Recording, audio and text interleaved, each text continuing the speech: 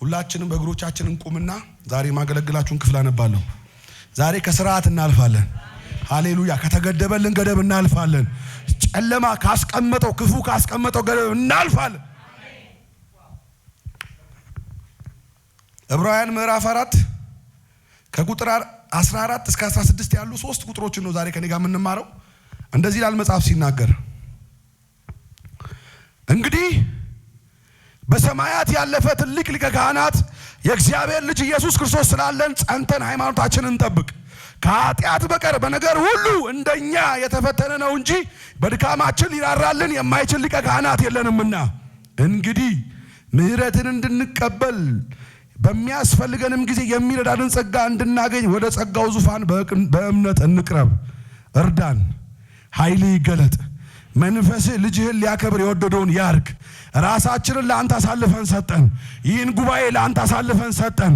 ይህንን ህብረት ለአንተ አሳልፈን ሰጠን። ከነ ድካማችን አትመልሰን፣ ከነ ጥያቄያችን አትመልሰን፣ ከነ ዝለታችን አትመልሰን።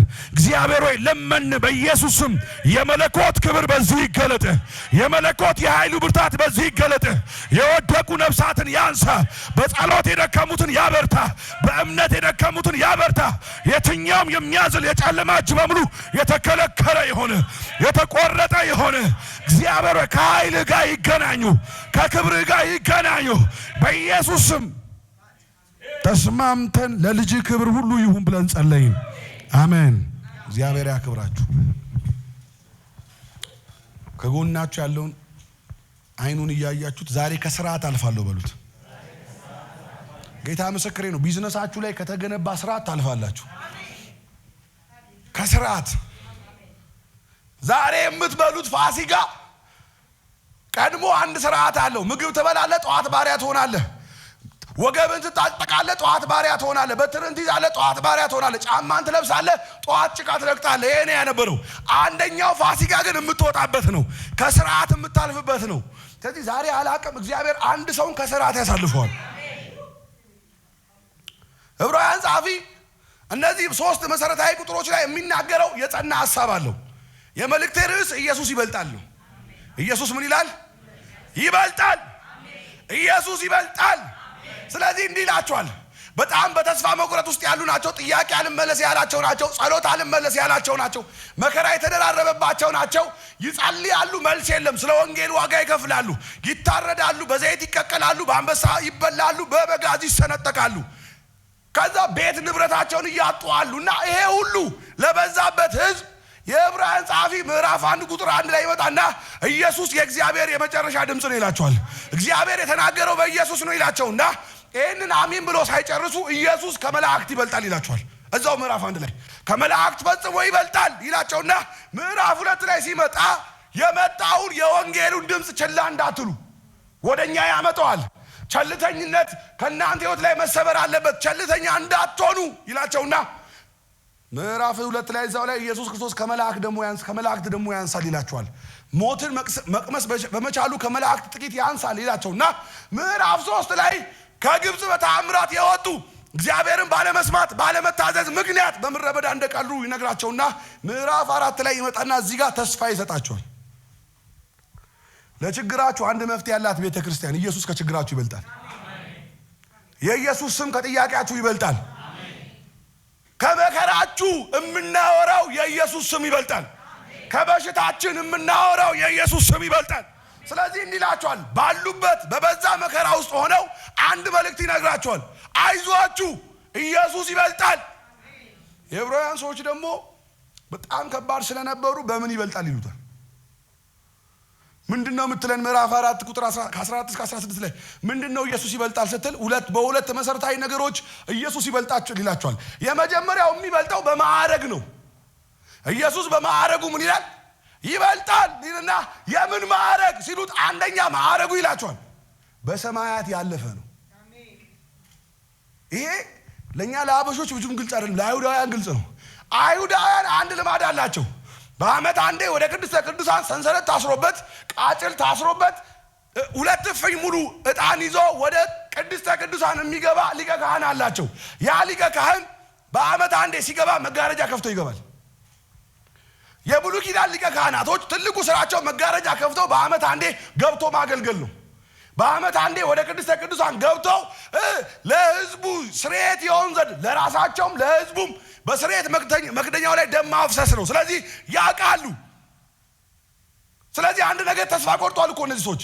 ወደ ሙሴ ተመልሰን ከመከራው እንለፍ፣ ወደ ሕግ ተመልሰን ከመከራው እንለፍ፣ ከቤተ ክርስቲያን እንውጣና ወደ ቤተ መቅደሱ ገብተን ከመከራው እንለፍ ብለው እያሰቡ እያለ እንዲህ ይላቸዋል። እነሱ መጋረጃ አልፎ ነው ያገለገሉት። ኢየሱስ ግን ሰማያትን አልፎ ነው። አንድ ነገር ያውቁታል። አሮን ካገለገለ የሚያገለግለው መጋረጃ አልፎ ነው።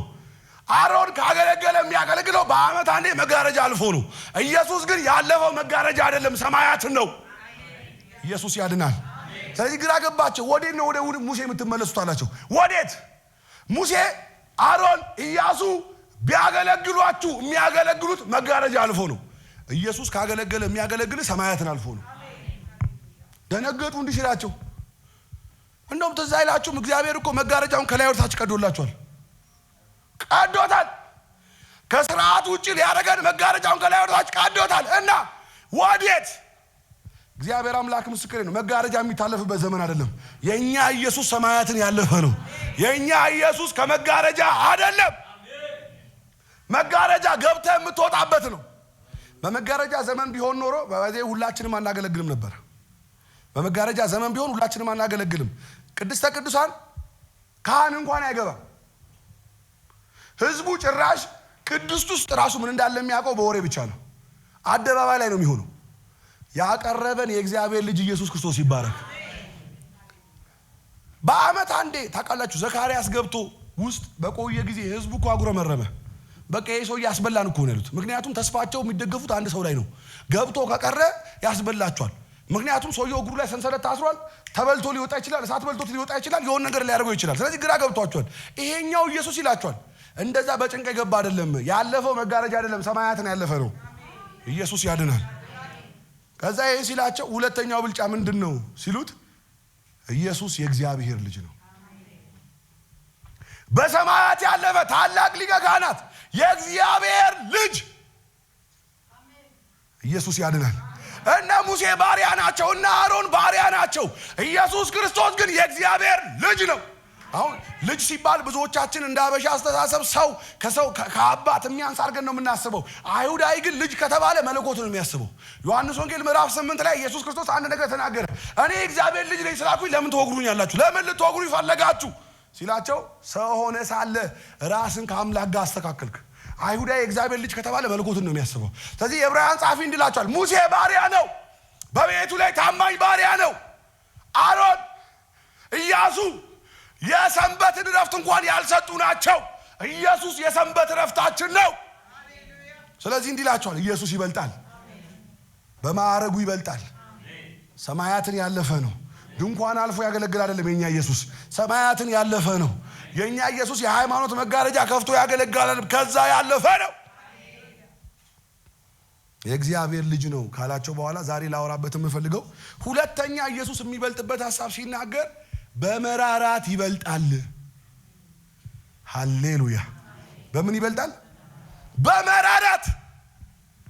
አሁን እዚህ ጋር ነው ትልቁን የመጽሐፉ ንጽጽር የምናገኘው። እንደ ኢየሱስ የሚራራ የለም። ዛሬ ለቤታችሁ ይራራል። ጌታ ምስክሬ ነው። ዛሬ ለትዳራችሁ ይራራል። ዛሬ ለጤናችሁ ይራራል። ዛሬ አየሩ ከሚሰብካችሁ ውጭ ሰብካችኋለሁ። ኢየሱስ ይራራል። በመራራት ይበልጣል።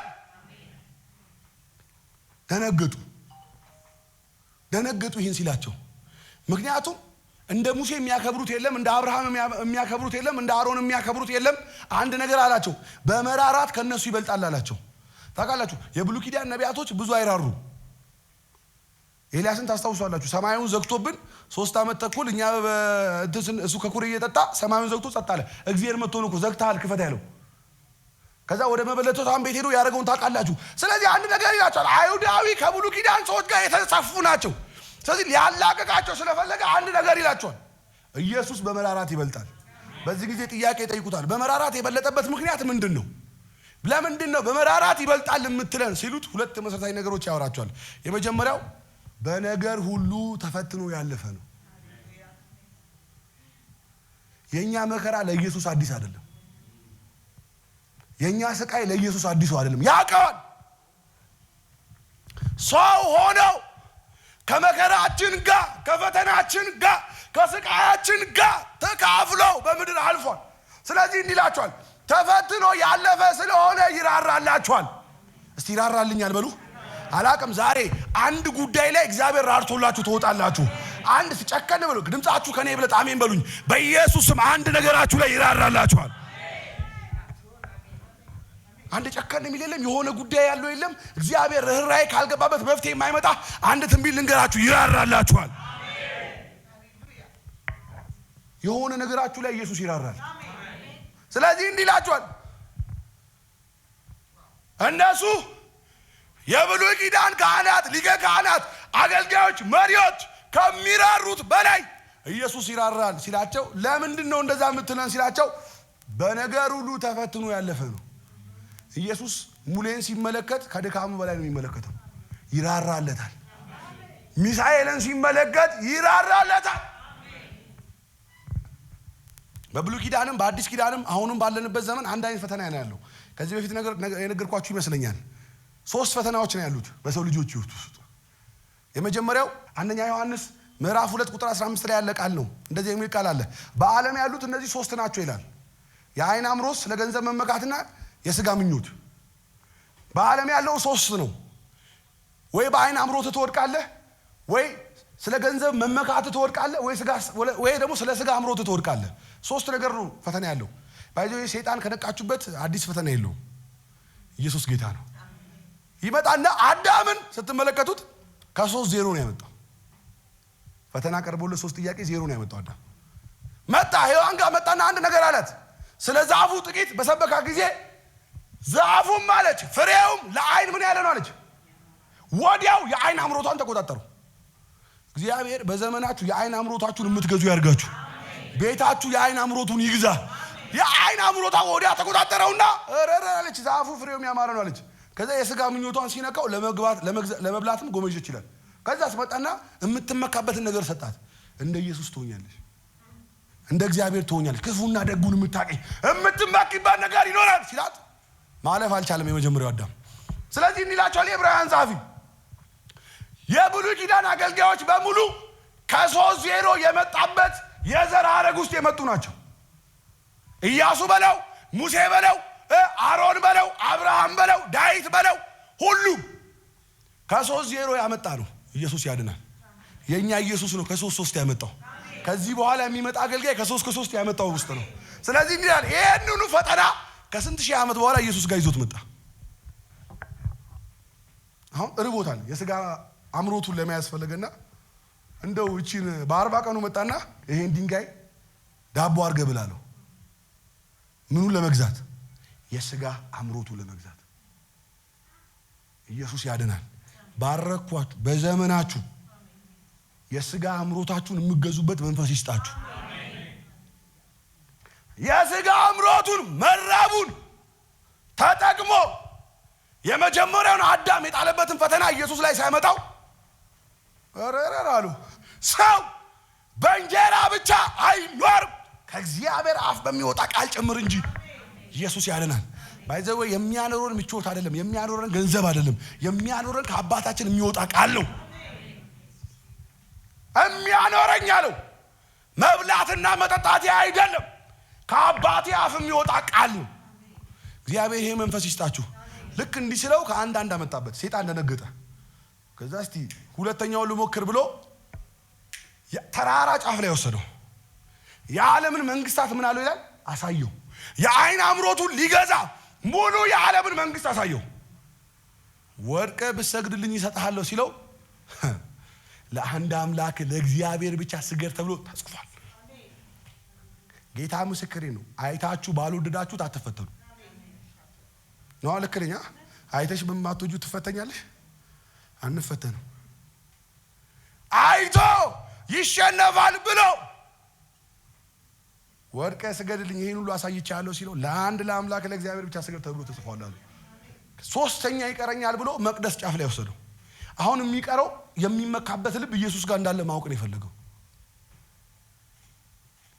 እንደው አለው መቅደስ ጫፍ ላይ ወስዶ ከዚህ ገፍተር ባረገ ከዚህ መቅደስ በወረውር ታውቃለህ በብሉይ ኪዳን ተጽፎልሃል እግሮች እንዳይሰናከሉ መላእክቶችን ስለአንተ ያዛል ሲል አንተ የምትመካበት ነገር አለ ዝለልና አሳየኝ ማክራዲቮስ ዝለል ሲለው ቢዘል እኮ ምንም አይሆንም ቢዘል ምንም አይሆንም እሱ ፍጹም ሰው ፍጹም አምላክ የምትመካበት ነገር አለ አሳየኝ ሲለው እግዚአብሔር አምላክን አትፈታተን ማክሮዶኖሞስ ከ3 የኛ ኢየሱስ ስለዚህ ነግሬሃለሁ ከ0 ካመጡት ከነ አሮን ይልቅ ኢየሱስ ከ3 ስላመጣ ይራራልሃል ኢየሱስ ይበልጣል እስቲ ይራራልኛል በሉ ጨከን በሉና ጮክ ብላችሁ ስለቤቴ ይራራል በሉ አላቅም ዛሬ ሲጸለይላችሁ እግዚአብሔር አምላክ እንዲራራችሁ በመትፈልጉበት ስፍራ ላይ ኃይሉ ይገለጥ ከ0 ያመጡትን ሙሴ እና አብርሃም ከ0 ዳዊት ከ0 ነው ያመጣው ኢየሱስ ብቻ ነው ከ3 ያመጣው ስለዚህ እንዲላችኋል በነገር ሁሉ እንደኛ የተፈተነ ስለሆነ በመንፈተንበት ጊዜ በመከራ በመናልፍበት ጊዜ ሊራራልን የማይችል ሊቀ ካህናት የለንም ያለን ሊቀ ካህናት የሚራራልን ነው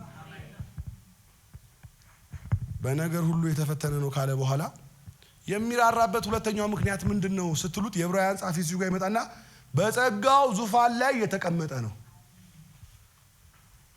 ኢየሱስ የሚጠብቃችሁ ፍርድ ወንበር ላይ ሆኖ አይደለም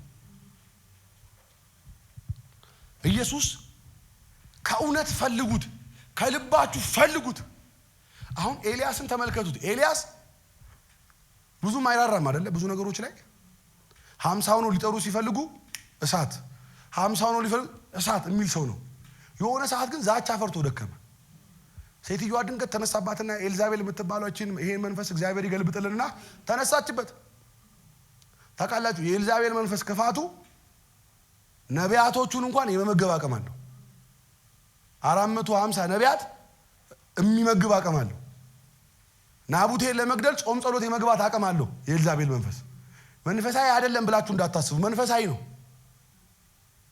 ይሄን መንፈስ እግዚአብሔር ከምራችን ላይ ይምታው አይከለክልም ጾም ጸሎት አይከለክልም ነብይነት አይከለክልም እንደዚህ አስለምዳቸው ባለችበት ጊዜ አንድ ነገር ነው ኤልያስ ላይ ተናገረችበት አንገትን ከተከሻ ላይ ካላነሳው የአባቶቼ አምላክ ይጨምርብኝ ምናምን አለችው እንዴ እኔ ከአባቶቼ ያልበልጥም አለ በስም 450 ነቢያቶች ሲያስገድል የነበረ ሰውዬ እሳት ከሰማይ ሲጠራ የነበረ ዛቻ ፈርቶ ባይዘው እኛ ሁሌ ብርቱ አይደለም ዛቻ ፈርቶ ክትክታ ዛፍ ስር ይሉተኛ ከዛ እግዚአብሔር መልአኩን ላከለት መልአኩ መጥቶ ቀሰቀሰው በላ ተኛ የእግዚአብሔር ትግስት አይገርምም ሸሽቶ ለመጣ ሲያበላ አንድ አባት ነበሩ ለልጆች ነበሩት እኔና ወንድሜ በሉ እኔ ታናሽ ወንድም አለኝና ይሄን ስናገር ስንፍና ነው እንዳትሉ እኔ ግቢ የተማርኩኝ በጣም እተኛለሁ ኢየሱስ ጌታ ነው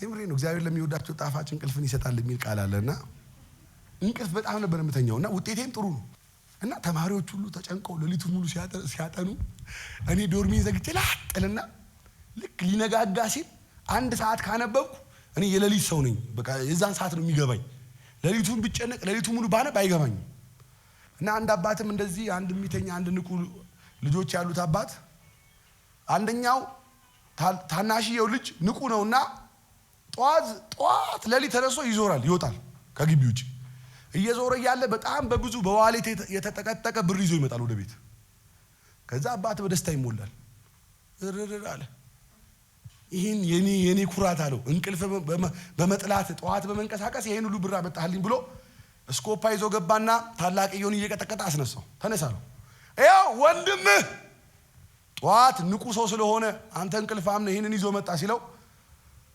ታላቁም ጥሩ ሰው ነበርና ያም ሰው እንደኔ ተኝቶ ቢሆን ኖሮ በሌሊት ብሩን ባልጣለ ነበር አለ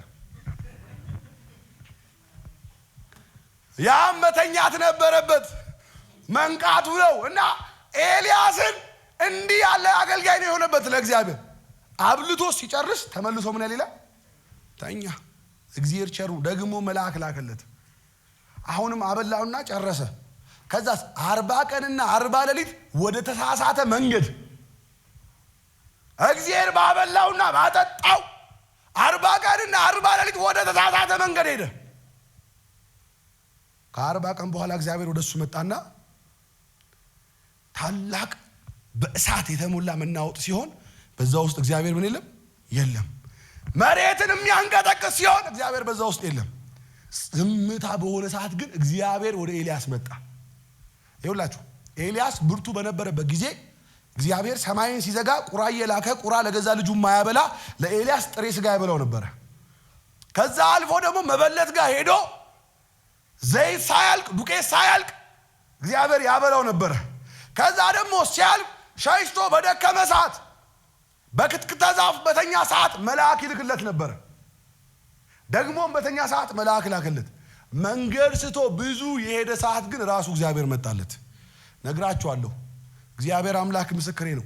ልባችሁ እግዚአብሔርን ይፈልግ እንጂ እግዚአብሔር ወደ እናንተ ቤት ይመለሳል፣ ይራራል።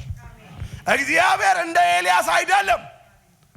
ኤልያስ ለምን ጠራኸኝ ብሎ በእሳት የሚያስበላ ነው። እግዚአብሔር ግን ለምን ደከልክ ብሎ አልገደለውም። ይልቁኑ በቁራ ከሚመጣበት አልፎ በመልአክ ከሚመጣበት አልፎ በመበለት ከሚመጣበት አልፎ ርቆ እንደሄደ ሲያቅ ራሱ እግዚአብሔር መጣለት። ባረኳችሁ። ወደ ልጆቻችሁ ሕይወት፣ ወደ እናንተ ሕይወት እግዚአብሔር ራሱ ይምጣ።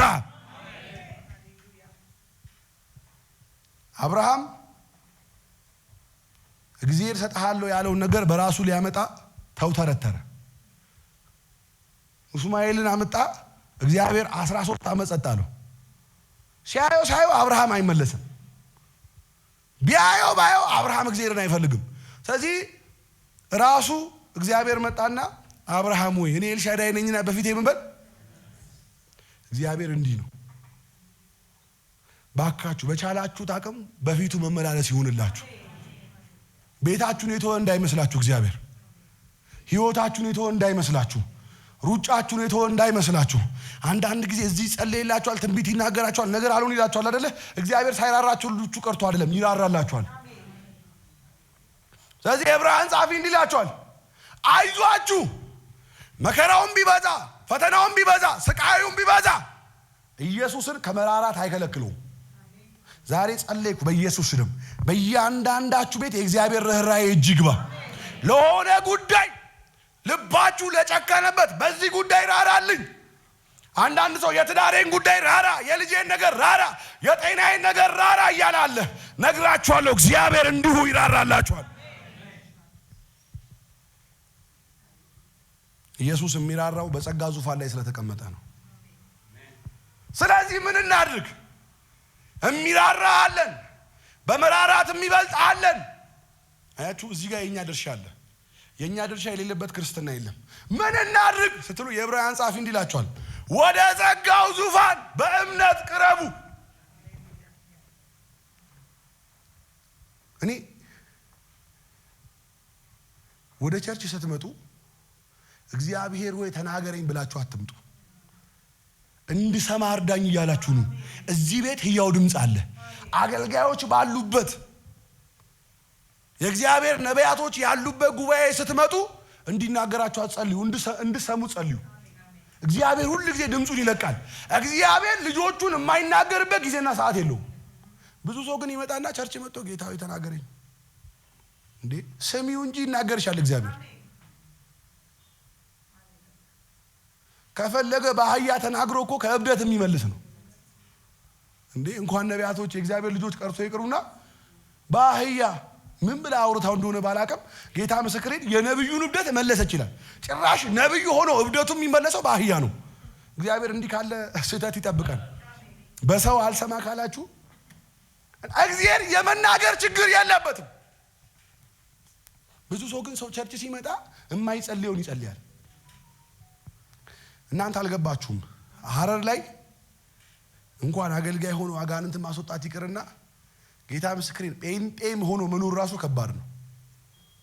ዓለም ነጀንበሩ መጥቶ አንድ ነገር ተናገረ። እንዴ በእሳት የተዘጋ ሰማይ ውስጥ ምን ሰራላችሁ አለ። እንደዛ ያለ ከተማ ውስጥ የሚያገለግልበት ጉባኤ ውስጥ ሆናችሁ እግዚአብሔር እንዲናገራችሁ አትጸልዩ፣ እንድሰሙት ጸልዩ። እግዚአብሔር እንዲናገራችሁ እንድሰሙት ከጸለያችሁ ይሄ ቤት ለእናንተ የመልእክት ቤታችሁ ይሆናል። ለዛ ነው ሴትዮዋ እቤቷ ጨረሰች ብላ 12 ዓመት ሙሉ ከ12 ዓመቷም ጀምሮ በሉት ደም እየፈሰሰ ስቃይ ሆኖባታል። እቤቷ ጨረሰች።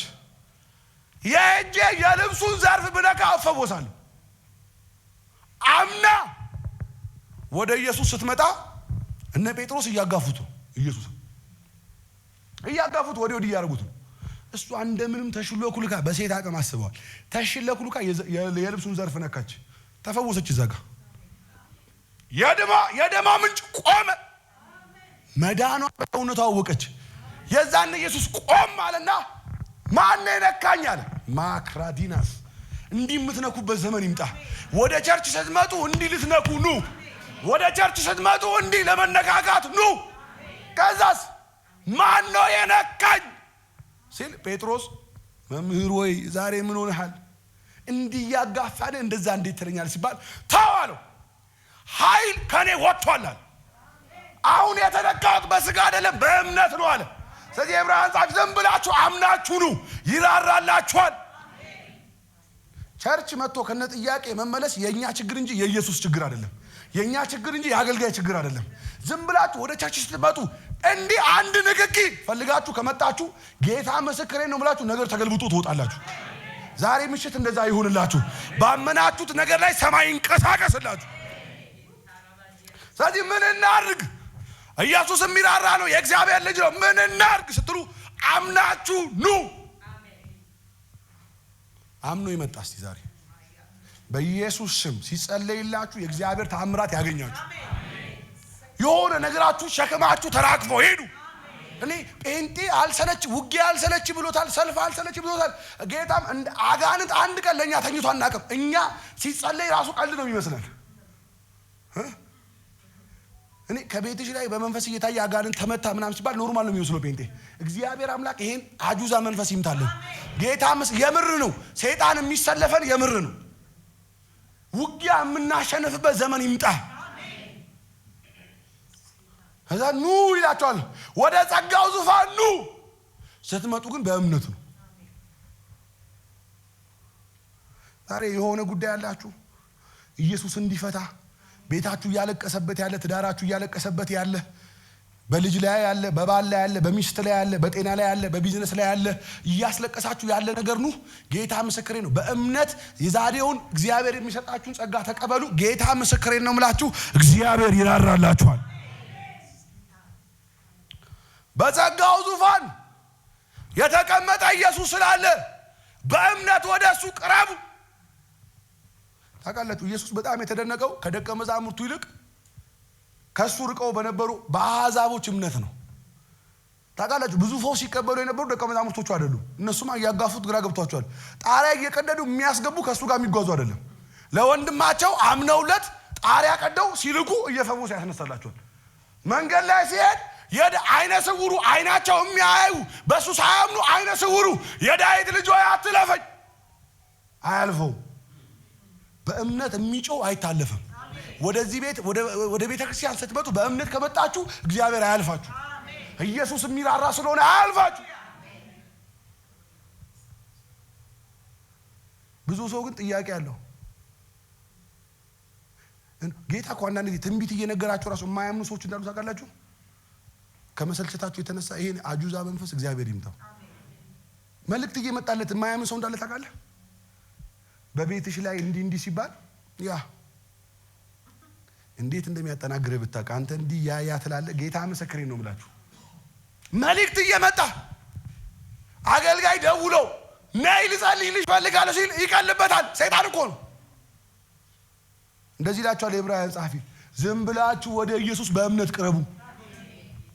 ከዛ ምን ይሆናል ስትሉ ሁለት መሰረታዊ ነገሮች ይሆናሉ። የመጀመሪያው እንደዚህ ይላል፣ ምህረትን እንቀበላለን። ምን እንቀበላለን? ምህረትን። ወደ ቸርች በእምነት ስትመጣ ተምረህ ትሄዳለህ። ኃጢአት ይቅር ተብሎ ትሄዳለህ። የእግዚአብሔርን ምህረት ተካፍለህ ትሄዳለህ። ሁለተኛ በእምነት ወደ ጸጋው ዙፋን ስንቀርብ በሚያስፈልገን ጊዜ የሚረዳንን ጸጋ ማክሎርዶኖሞስ በሚያስፈልገን ጊዜ ዛሬ ምን ላይ ነው ጸጋ የሚያስፈልግሽ? ዛሬ ምን ላይ ነው ጸጋ የሚያስፈልግህ? ዛሬ ምን ላይ ነው የእግዚአብሔር ጉብኝት የሚያስፈልግህ? ነግሬሃለሁ። በእምነት ከቀረብክ ተቀብለው ትወጣለህ። አንዳንድ ሰው ፈውስ ያስፈልጓል፣ ግን ለፈውስ አያምንም። ተአምራት ያስፈልጓል፣ ለተአምራት አያምንም። ኃይል ያስፈልጓል፣ ለኃይል አያምንም። የዕብራውያን ጻፊ ግን እንዲህ ይላችኋል፣ መከራውን የምታሸንፉት በእምነት ዝም ብላችሁ ወደ ጸጋው ዙፋን ስቀርቡ ነው። የዛኔ ምን ይሆናል ስትሉ የሚያስፈልጋችሁን እሱ ብቻ አይደለም የሚረዳችሁን ጸጋ ትቀበላላችሁ። ዛሬ ጸጋ የሚያስፈልገው አለ። የሆነ ጉዳይ ላይ የሆነ ጸጋ ያስፈልገኛል የሚል አለ። በኢየሱስ ስም ወደ ቤታችሁ ይግባ።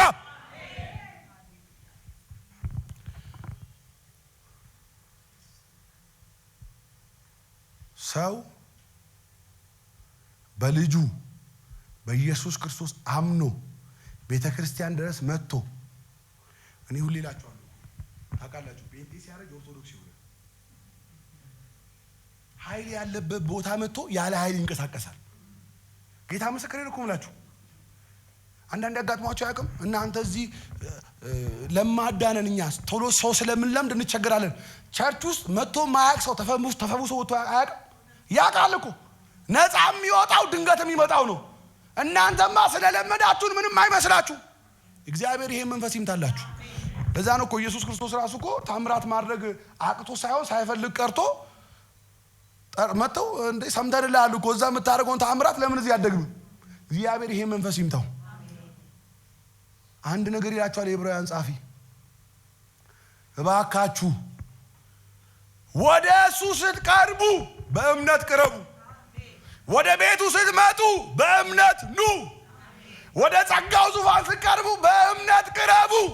ለምን ስትሉት የሚያስፈልጋችሁን ጸጋ ማክሪዳቮኖስ። ምን ላይ ነው አቅም ያጣኸው? ምን ላይ ነው አቅም ያጣሽው? ምን ላይ ነው ጸሎት ያልመለስ ያለው? ምን ላይ ነው ጥያቄሽ በርትቶ ግራ የገባሽ? ዝም ብለሽ በእምነት ቅረቢ። ቤቱ ጸጋ አልጎደለውም። ኢየሱስ ምሕረት አልጎደለውም። ቤተ ክርስቲያን አቅም አልጎደላትም። ቤተ ክርስቲያን መንፈስ ቅዱስ አላጠራትም። በኢየሱስም በእምነት ትቀርባላችሁ፣ ከኃይል ጋር ትመለሳላችሁ። እየጸለይን ሰማይ ከተዘጋበት ህይወት እግዚአብሔር ያወጣናል። እየተቀደስን ሰማይ ከተዘጋበት ህይወት እግዚአብሔር ያወጣናል። እየጮኻችሁ መልስ ካጣችሁበት ህይወት እግዚአብሔር ያወጣችኋል። የዕብራውያን ጻፊ ይህን ነው የሚላቸው። አለ የሚራራ በዙፋን ላይ የተቀመጠ አለ። የሚራራ የእግዚአብሔር ልጅ የሆነ አለ። የሚራራ መጋረጃን ሳይሆን ሰማያትን ያለፈ ኢየሱስ አለ። እባካችሁ ወደ ጸጋው ዙፋን በእምነት ቅረቡ። እንደሚረዳችሁ አምናችሁ ኑ። እንደሚፈውሳችሁ አምናችሁ ኑ። ቤታችሁ ላይ ተአምራት እንደሚሰራ አምናችሁ ኑ። አንዱ አገልጋይ ብሏል፣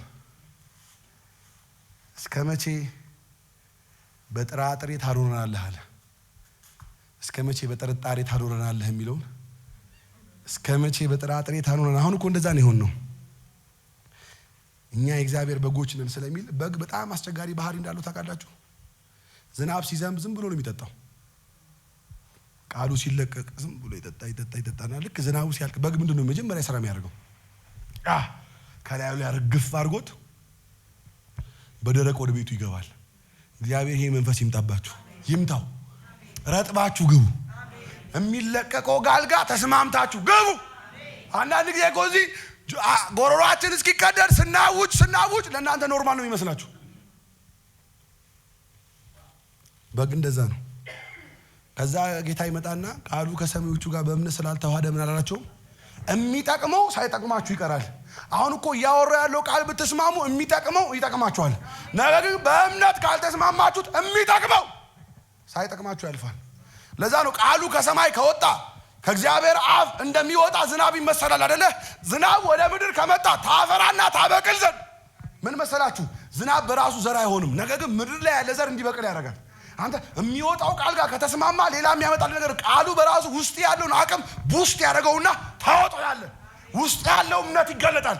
ለዛ ነው ጳውሎስ ስርዓቱ የሚፈቅደው እፉኝ ስትነደፍ መሞትን ነው። ጳውሎስ ጋር ያ ሲስተም አይሰራም። አራግፎ መቀጠል ነው። እግዚአብሔር እንዲህ ያለ የእምነት ጸጋ ይስጣችሁ። ቆመን እንጸልይ። ዛሬ እምነታችሁ ይታደስ፣ አቅማችሁ ይታደስ። ጩሁና አሜን በሉ በኢየሱስ ስም። ዛሬ ኃይላችን ይታደስ። ለቤታችን ያለ ጉልበት ይታደስ። ለመንፈስ ቅዱስ ያለን ቅናት ይታደስ። ለቤተ ክርስቲያን ያለን መታመን ይታደስ። ለአገልጋዮች ያለን ክብር ይታደስ። በኢየሱስ ስም በእያንዳንዳችሁ ቤት እንዲህ ብዬ ባረኳችሁ። የጸጋው ጉልበት ይገለጥ፣ የምህረቱ ጉልበት ይገለጥ፣ የይቅርታው ጉልበት ይገለጥ።